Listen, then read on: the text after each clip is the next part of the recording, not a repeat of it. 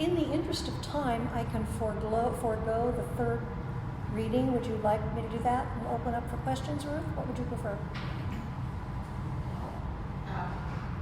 I can just do a short piece of it.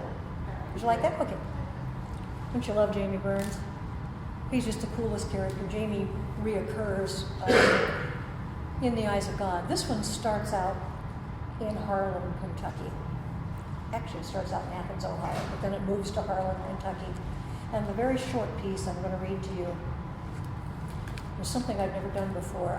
We own some property on Pine Mountain in Harlan, Kentucky, and it's such a beautiful setting. And I just decided, because that's mining country too, that I wanted to go there to start this out. But like all my novels, these characters also wind up in Nelsonville. That little vortex in Nelsonville just kind of sucks them all in. Just a piece of this. October 10th, 1914, the mountain, the men, and the wolf. The mountain wolf paused, his nose to the wind. His lush gray fur rustled as ochre and upper leaves swirled into the eddy near his side. He loved this time of year when the air had a bite, and he could hear his paws lightly crunching through the fallen leaves made stiff with the frost of night. Pine Mountain was the only home he knew. He'd been born on Pine Mountain. He would live his life, raise his young, and die on Pine Mountain. It was just the way it was. He was prepared for the harsh winter that would inevitably roar in soon. He didn't mind the cold weather. His coat had thickened up to protect him from the relentless wind of winter in the mountain. He'd already prepared his lair. The stirrings of nature told him when it was time. Today, though, life was good. His nose caught the pungent scent of pine logs burning in a fireplace nearby, and of the coal dust which always seemed to hover on his mountain. Harlan County was coal country, but for this moment in time, it was wolf country. The moon had risen over the precipice, huge and translucent, and a primeval force generated a growling deep in his throat, which rose to burst from his lungs as a howl, the sound more beautiful and more eerie than any other in nature. His ears perked up, waiting, listening. He heard the faintest echo of his howl bounce off the bluff, a mile from where he stood. Then all he heard was the answering wind. Alone was fine for right now, he thought, but soon he would need to find his mate, to bring her to his special lair.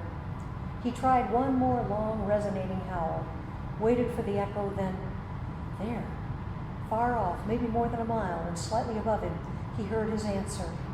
Just a step higher in pitch than his own, he knew somehow. His powerful sense of hearing told him she was up the road humans had made, standing higher, closer to the moon perhaps, so he would be able to find her.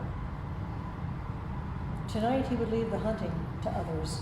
He had a far more important mission. Levi Engel trudged home from the mine, his footsteps following the same path as the wolf. He had done the downhill stretch and had a half a mountain to climb, no small feat after 10 days in the bowels of the earth. Today was payday, and not a bad payday at that. He was leaving later than usual, but the overtime was always helpful. It would help to put a new roof on the house. Levi took a deep breath of mountain air. Now that the moon was up, the air was clean and crisp, just edging on winter. He was thankful his lungs could still fill with freshly scented air, and that for 12 hours he didn't have to inhale the noxious fumes that went along with his job. The moon was exceptionally bright tonight, Levi noted. In the low country, they would call that a harvest moon. He visited his cousin Aaron in the low country a few years back on an October night like this one, but it wasn't really not like this. In the low country, there was a moisture. Aaron called it a mugginess, which caused the moon to glow an odd shade of silver. The moon was silver as a new coin, this moon. It looked high and 1,000,000 miles away. His ears picked up a familiar sound, a wolf seeking its mate. He smiled, thinking how nice it would be if all he had to worry about was finding someone special to share his bed. In a way, he envied the wolf. He would find her tonight, Levi was certain, and all would be right in the wolf's little world. Very short excerpt from In the Eyes of God. I'd love to open to questions if you have any you'd like to ask. Comments? Yes, ma'am. What is the timeline from the beginning of your first one to the last one and everything that happened? Well, they jump around, actually. I flash forward and flash back. The first one starts in 1907, but the Dapple Glory goes back to 1870 and comes back. But then when the story picks up with the characters from the first one, it goes through about 1912 or 13. The same way with this one, opens in 1914 and ends, I believe, in 1916, just as we're getting involved in a war. And it's kind of cool because I'm proud of it, the closing scene of In the Eyes of God has the children of a lot of my characters all on a train going to the war. And the wolf is standing on the mountain watching them as they go. And my daughter-in-law, who's my best critic of all, says, ooh, the next book's going to take the boys to war. So probably that's true. So I guess that's kind of a hedging answer. But the main story is about 1907 to 1916 right now. So the series is likely to continue? What? The series is likely to continue. You got it. I have been very cautious in referring to the third book of the trilogy, not the last book, so that there's always room for more. And as I told you earlier, when I wrote the essay, I didn't know the essay was going to be a book. I had no idea I was going to wind up with a trilogy.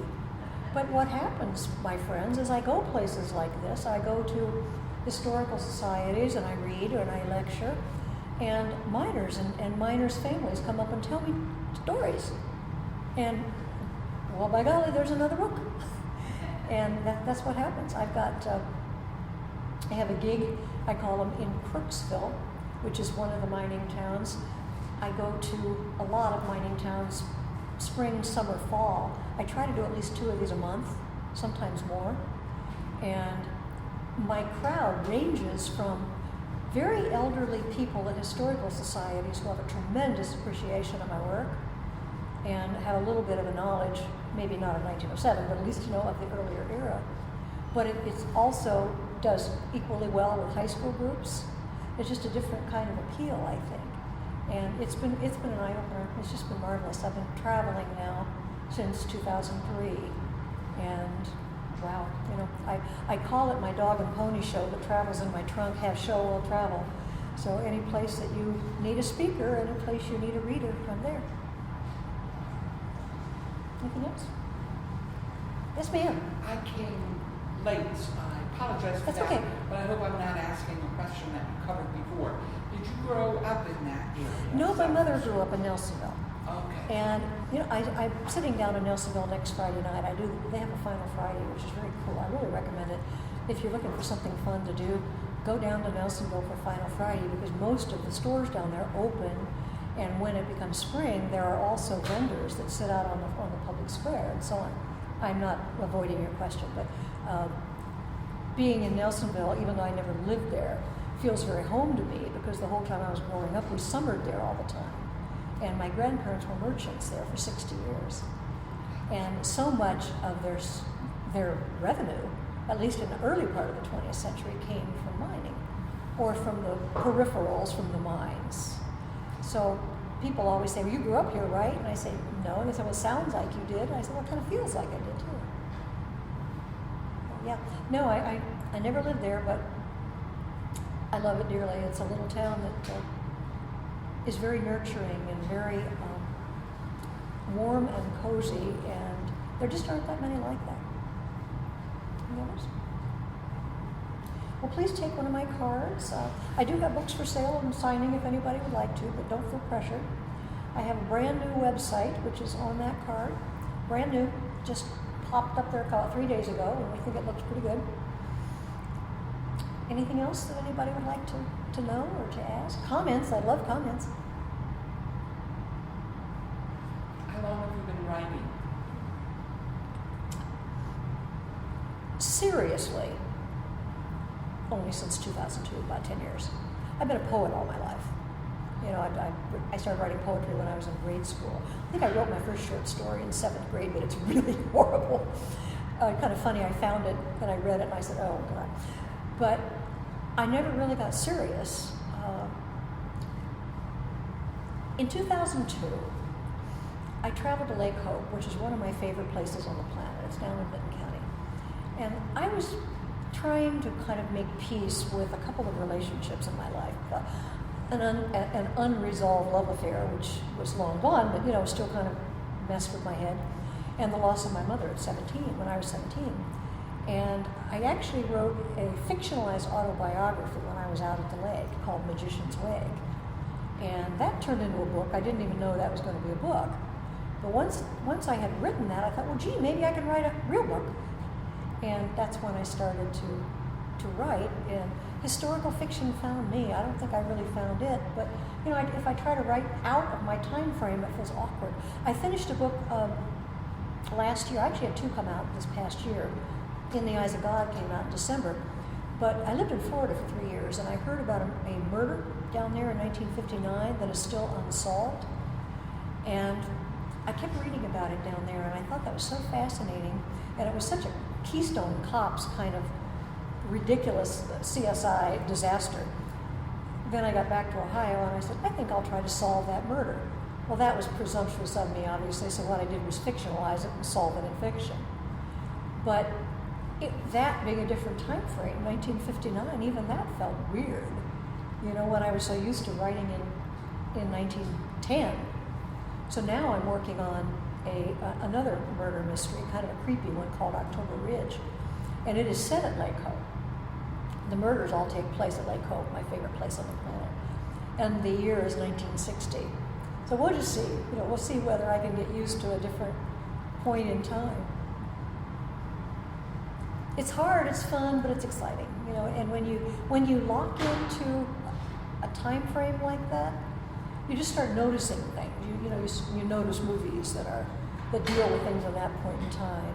And anytime there's like something on the History Channel and it's about coal mining or it's about the early 1900s, I just zero in on it now. Well, thank you so much. Appreciate the attention. Appreciate the opportunity to read to you. Thank you for coming. You're very welcome.